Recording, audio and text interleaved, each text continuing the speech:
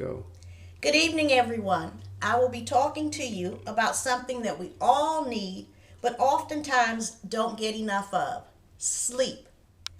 Just finished working the night shift and you're on your way driving home. You know that you feel sleepy and tired, and as far as you know, a few minutes pass. But all of a sudden, you hear a loud bang, you look up, startled, and see that you have crashed into a large oak tree on the side of the road.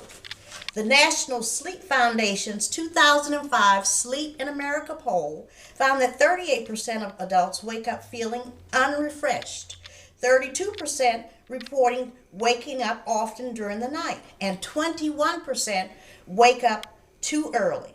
I know two people with sleep disorders, one of whom is me. We've all heard about burning the midnight oil, burning the candle at both ends, especially in today's hectic, have to get it all done right now society. Scientists have found that this kind of thinking has led to an increased dependence on sleep aids and actually decreased our work productivity.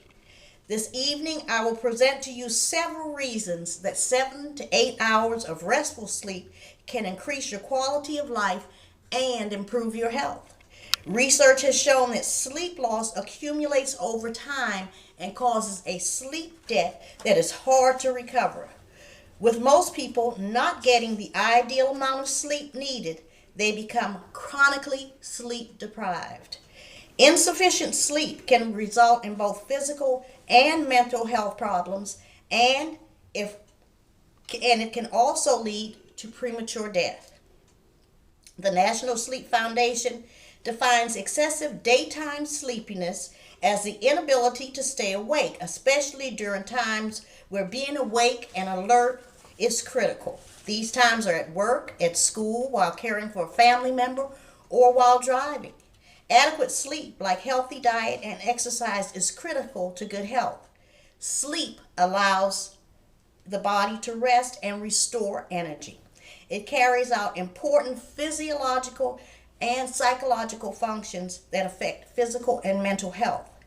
It is important to note that there is a difference between sleepiness and fatigue. Fatigue, as defined as overwhelming, sustained exhaustion that rest doesn't improve. Fatigue is a common symptom of depression. Some of the factors that disrupt normal sleep patterns are stress, family demands, overly busy schedules, depression, anxiety, and worry. There are also some intrinsic or physical sleep disorders, such as sleep apnea and restless leg syndrome. Excuse me. How do you know when you have a serious problem with sleep deprivation? You have problems with sleepiness when being awake is crucial, your quality of life begins to diminish, and it affects job performance, school performance, productivity, and safety. If your lack of restful sleep is due to a physical problem such as loud snoring, disturbed sleep, constant leg movement, your primary care doctor may refer you to a sleep center for an overnight sleep study. You may be diagnosed with what is known as sleep apnea, which involves periods of decreased breathing while asleep. There are actually more than 70 different sleep disorders. I have discussed with you some of the most common and treatable forms that don't require surgery or other invasive treatments. After a sleep study, if you are diagnosed with sleep apnea, you will be prescribed what is known as a CPAP machine and mask. This is a continuous positive air pressure machine, and this is my CPAP machine. I have to wear this mask every night that I sleep. This will blow puffs of air into your nostrils so that you are able to get enough oxygen into the body. It is necessary to keep the oxygen levels up in order to keep the brain, especially the brain, functioning. These levels should be between 90 and 100%. Before the machine, mine was 75%. This level is now at 93%.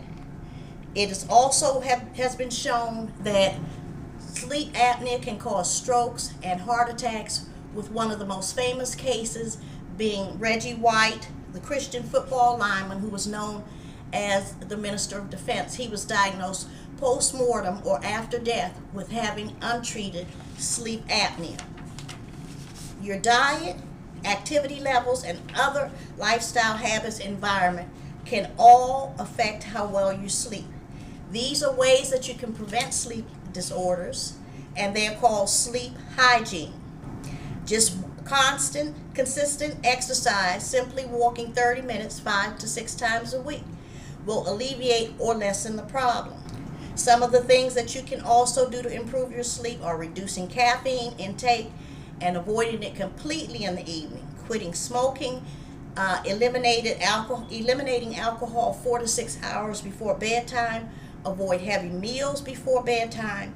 A light snack may help to promote sound sleep. Use your bed only for sleeping and sex. Don't eat, watch TV, pay bills, do studying or homework or other such tasks in bed. Initiate a relaxing routine like soaking in a hot tub before bedtime. Create a comfortable sleeping environment that is conducive to sleep. Make a habit of getting enough rest. Do not become dependent on sleeping pills as the answer to treating sleep disorders. Practice good sleep hygiene. And please do talk to your healthcare provider about any sleep problems that you may be experiencing. Suffering in silence is not the answer. Be proactive about your health.